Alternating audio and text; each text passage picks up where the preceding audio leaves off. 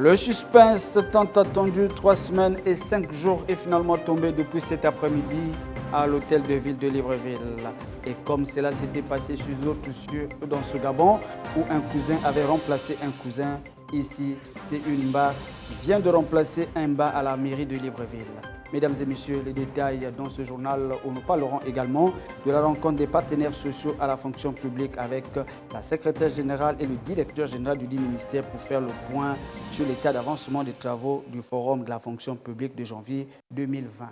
Bonsoir à toutes et à tous. Mesdames et messieurs, le plaisir est pour nous de vous savoir nombreux à l'attente de votre édition d'information dont je me fais le plaisir de vous présenter en ce soir.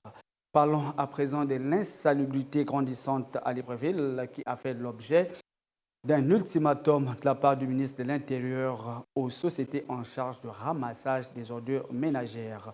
Les sociétés ont commencé à faire le travail. Les détails avec Ortega Otonzogo et Floris Mapango qui ont fait le constat pour le compte de la rédaction de la radio-télévision Hermont. Suivons.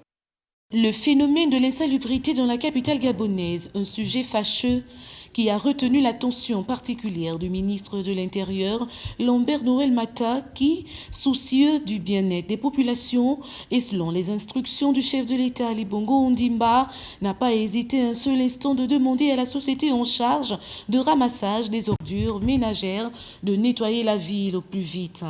À ce jour, selon les populations, le constat est amer. C'est pareil en fait, dans tous les quartiers de Libreville, on ne peut pas passer un quartier sans trouver un carrefour plein d'immondices. Et alors qu'il y a des sociétés qui sont là pour justement assainir la ville, on se demande bien ce qu'elles font ces sociétés-là. Comme j'ai appris qu'il y a le ministre qui a donné un ultimatum à une société de la place qui fait dans l'assainissement et tout. Mais la dite société a eu un ultimatum pour pouvoir nettoyer un peu la ville de la meilleure manière qu'elle peut le faire. Mais nous constatons que jusqu'à présent, c'est toujours pareil. Par exemple, là derrière nous, il y a un tas de poubelles et bon, on se demande bien ce que cette société fait. Donc c'est un peu ça ma contribution. Je pense que l'insalubrité dans la ville gabonaise persiste en fait. Un ultimatum qui ne semble pas être suivi immédiatement car à certains endroits on observe le débordement des bacs à ordures. Si le ministre a donné des instructions fermes pour que les sociétés chargées de ramassage des ordures puissent s'activer à la situation qui devient une gênante, il faut de constater que ces sociétés font montre de passivité. Donc, il revient à l'autorité de prendre des mesures qui s'imposent. La grandeur de la ville ne permet pas à la société en charge de nettoyer les 4 coins de la capitale. Mais depuis quelques jours déjà, et dans certains quartiers de Libreville, on a pu noter un traitement particulier des bacs à ordures et des sites des dépôts avec le déversement des produits chimiques autour pour détruire les microbes. Tout à fait autre chose dans cette édition d'information. On parle du port des tissages, très apprécié par la gente féminine au Gabon. Un sujet qui a également fait l'objet d'une réflexion de la part de la rédaction de la radio-télévision Hermont par Ortega Otonzogo et Floris Mapango. Regarde. Loin d'être une simple décoration sur la tête des femmes, le tissage, quelle que soit sa nature, revêt plusieurs significations. Mais à ce qui semble, cette coiffure semble faire l'unanimité chez la gente féminine au Gabon, car elle évite la gêne chez certaines. Parce que les femmes aujourd'hui, ce sont des perruques, des tissages, parce que, comme elle le disait, il y a un problème de cheveux, de cassures. Donc, exemple comme moi, je n'arrive pas à mettre les tresses sur ma tête parce que je souffre des nerfs et je porte les verres. Donc, quand je mets les tresses, j'ai vraiment les maux de tête violents. Donc, je préférais laisser mes cheveux comme ça où je mets la perruque bien le tissage. Je trouve que les perruques, si on les porte, c'est parce qu'on se sent mieux avec les perruques. Et puis, ça nous facilite la coiffure. Parce que quand tu as les tresses, à mon avis, quand moi je mets les tresses, je souffre des nerfs. Je porte les lunettes, donc ça m'étire les nerfs. Donc, je suis obligée de mettre plus les perruques. Quand j'arrive à la maison, je l'enlève. Je ne dors pas avec ça. Demandons-nous dès lors qu'est-ce qui peut expliquer cette préférence. Ils pensent que c'est bien parce que les tresses, comme je le disais, les tresses, ça dérange parce qu'il y en a qui n'ont pas de cheveux, il y en a qui ont des cassures, il y en a qui ne supportent pas des tresses. Donc, c'est un peu ça. Si elles mettent les tissages ou les perruques tous les jours, c'est compte tenu de leur chevelure. C'est sûr qu'elles n'ont pas assez de cheveux, soit il y a des cassures de cheveux, elles sont obligées de les couvrir avec les tissages ou bien des perruques. Et comme dans toute fabrication humaine, il y a des avantages et des inconvénients. Porter le tissage, c'est bien, mais l'entretenir, c'est mieux car lorsqu'il a duré, commence à sentir sur la tête.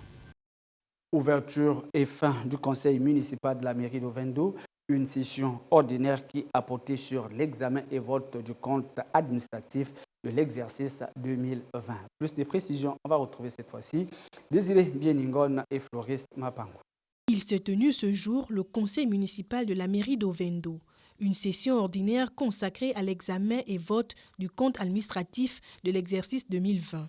Ce, en dépit du contexte sanitaire préoccupant dominé par la crise liée à la pandémie du coronavirus. Occasion pour la présidente du conseil municipal, Jeanne Mbagou, de rendre compte aux conseillers. À ma qualité d'ordonnateur de crédit, j'ai le devoir de rendre compte aux conseillers par rapport aux moyens qui ont été mis à ma disposition pour l'exercice 2020.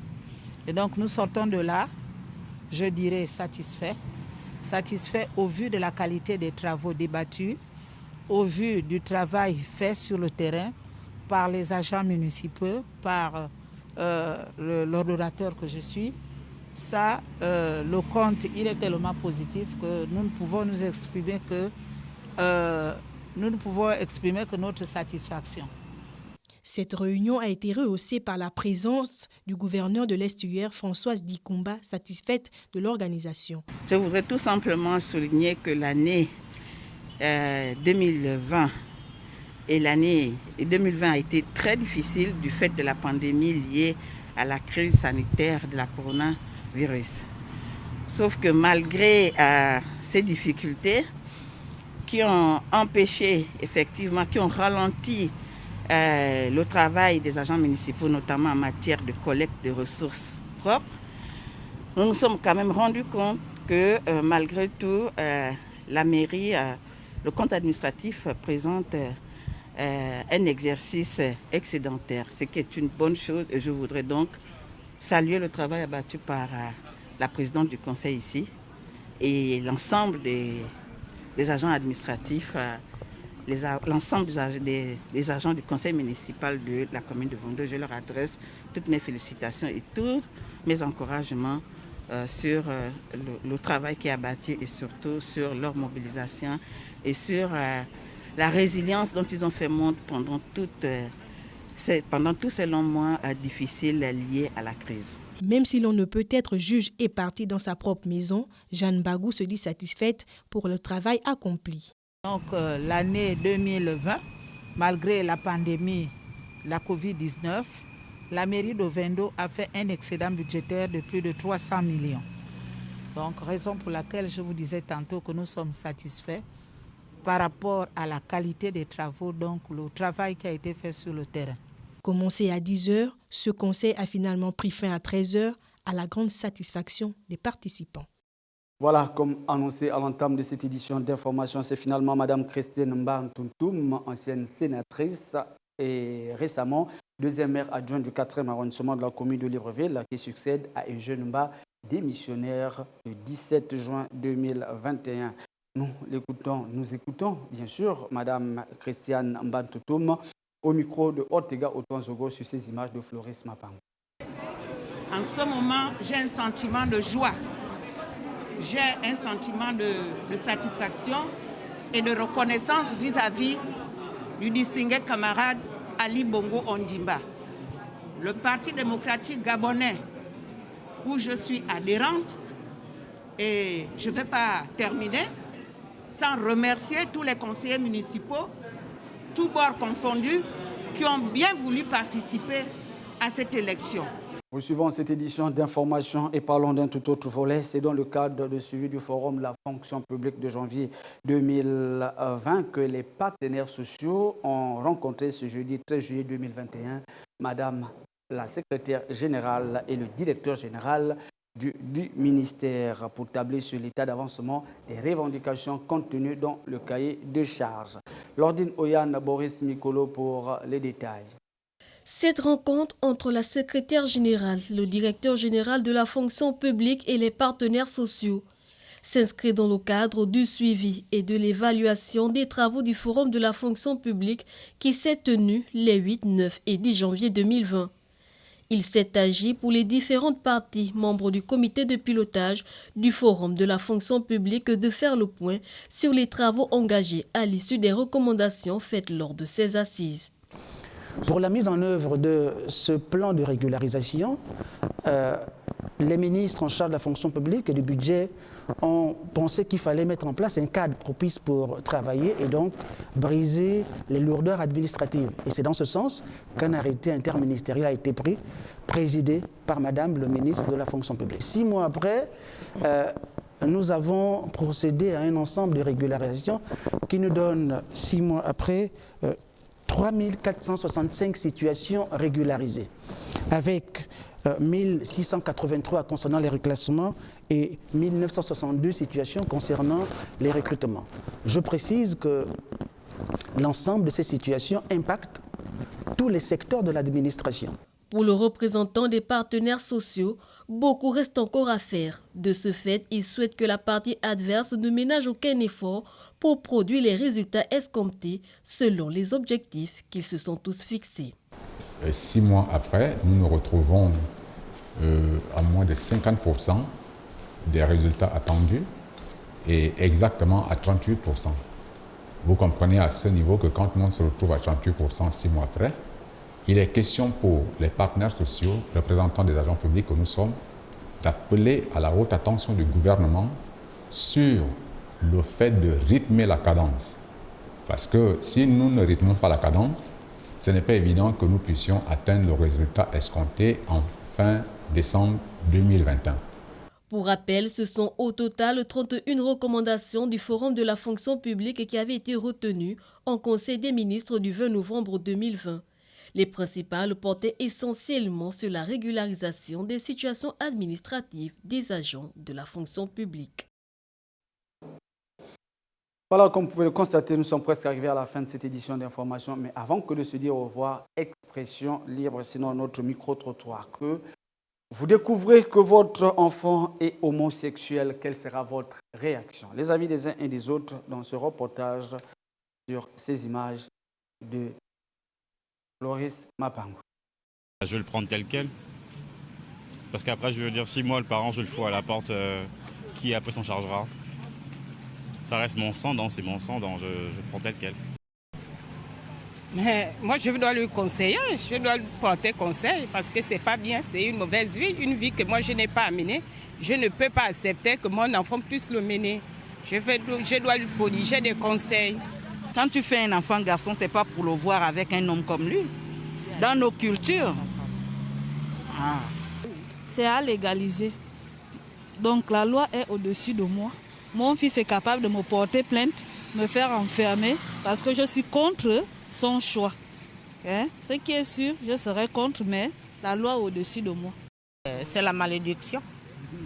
Je ne peux pas admettre que mon fils ou ma fille soit dans l'homosexualité. C'est une question de choix.